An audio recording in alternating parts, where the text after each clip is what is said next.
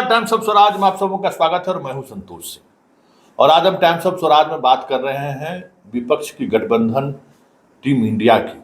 जी हां, महिला आरक्षण बिल को लेकर जिस तरीके से नरेंद्र मोदी ये कह रहे थे और उनकी टीम भी मान रही थी कि मास्टर स्ट्रोक है मोदी का, लेकिन टीम इंडिया ने जिस तरीके से एकतावद्ध तरीके से सरकार को हमला बोला, आज सदन के दूसरे दिन समझ जाइए कि न टीम मोदी न चेहरा छुपाते हुए दिख रहे थे, न सदन में हंगामा करते हुए दिख रहे थे। मतलब दूध माछ दोनों बैरी वाला बात नहीं होता है कि सांप चुचुंदर वाला हाल दिख रहा था।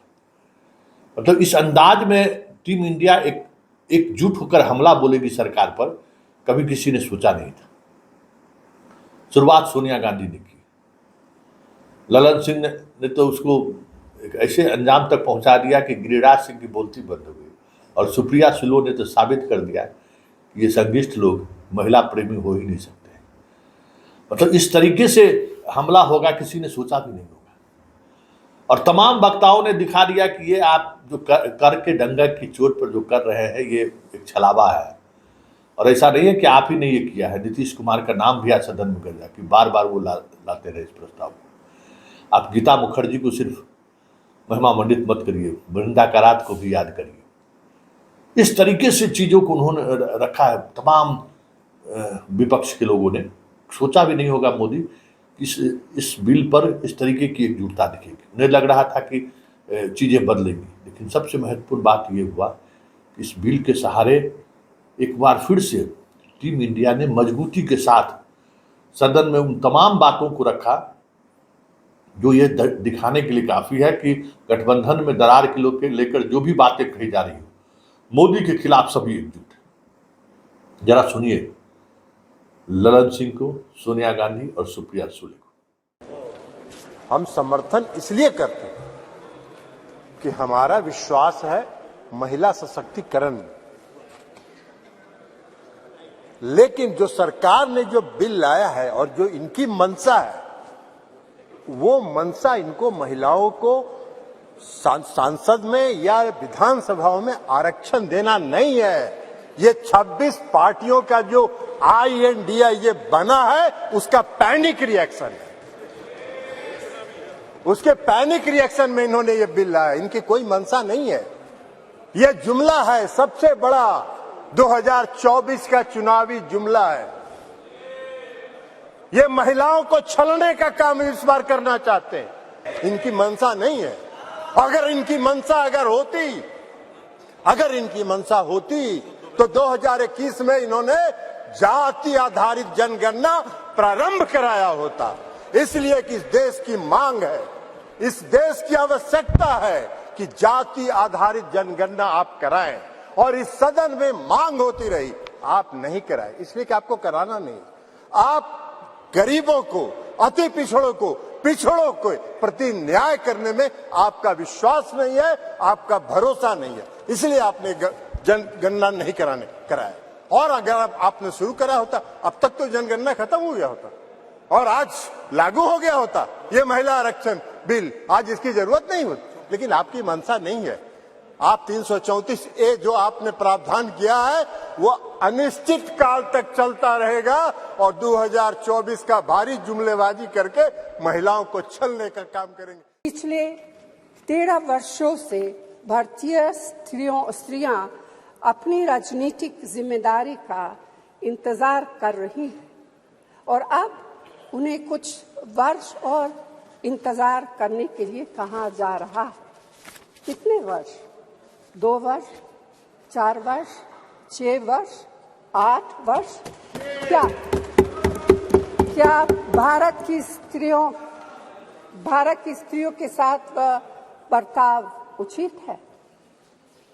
भारतीय राष्ट्रीय कांग्रेस की मांग है कि यह बिल फौरन अमल में लाए जाए,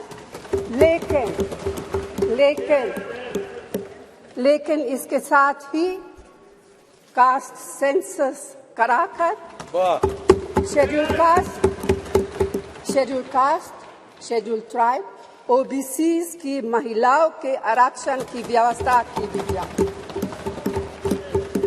सरकार को इसे साकार करने के लिए भी जो कदम उठाने की जरूरत है वह उठाने ही चाहिए। Amila Dandaute 1996 got the first private members bill, and women like Mrunal Gore, Ahilya Rangnekar, Geeta Mukherjee, Margaret Alva. I was fortunate enough that Nitish Kumar ji, Girja Vyas, Sharad Pawar, Sushma Swaraj, Mamta Banerjee, Meera Kumar, Uma Bharti ji were all the people who were in those bills. Who was the head of the BJP in Maharashtra, he told me personally on record on television that Supriya Sule, घर जाओ खाना बनाओ, देश कोई और चला लेगा, हम लोग चलाएंगे. This is what the BJP's mindset is. तो आपने सुना, अंदाज भी सुना, और जिस अंदाज में हमला उन्होंने बोला है खास करके टीम मोदी पर, वो भी देखने वाली बात है। पूरी तौर पे ललन सिंह ने तो एकदम एक्सपोज कर दिया कि ये आप भाई, हम लोग 2005 में ये चीजें लागू की, 2016 में महागठबंधन के साथ थे, तब हम लोगों ने नौकरी में आरक्षण दिया महिलाओं को। मतलब जो चीजें चलाने की कोशिश हो रही है बिहार के संदर्भ में ही सही, ललन सिंह एक अलग अंदाज में दिख रहे हैं, ये समझने वाली बात होगी। अब इस टीम इंडिया की मजबूती राष्ट्रीय फलक पर किस तरीके का, ये समझिए।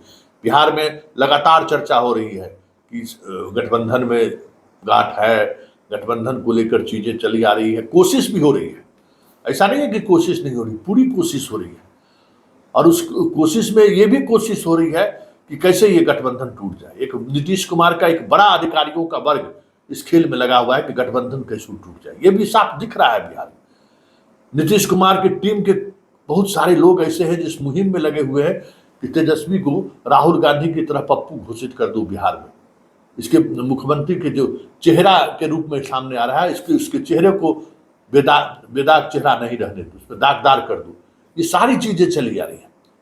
लेकिन इन सब चीजों के बीच जो चीजें आज दिल्ली में देखने को मिला, महिला आरक्षण बिल को लेकर, और जिस अंदाज में दिखा, वो अंदाज बता रहा है कि टीम इंडिया में किस स्तर पर मजबूती के साथ लोग डटे हुए हैं। सीपीएम साथ चुनाव नहीं लड़ेंगे, ममता बनर्जी से मतभेद है, मायावती ये कह रही है, क्या क्या नई खबरें चल रही हैं। इस महिला आरक्षण बिल पर भी लोगों को लग रहा था कि एक स्पेस मिल जाएगा टीम इंडिया के अंदर मतभेद को लेकर, खास करके पिछड़ों के आरक्षण को लेकर, महिलाओं को में पिछड़े महिलाओं को भी आरक्षण मिले, इस बात को लेकर बड़ा सपा और राजद पहले भी हंगामा कर चुके हैं सदन में। इस बार भी लगा उनको कि लोकसभा में तो उनका एक सदस्य है भी नहीं, वहां तो सन्नाटा है राज्यसभा में मनोज झा ने अपनी बातों को रखा। लेकिन उस तर्क के बावजूद भी सभी लोगों ने अपने अपने तरीके से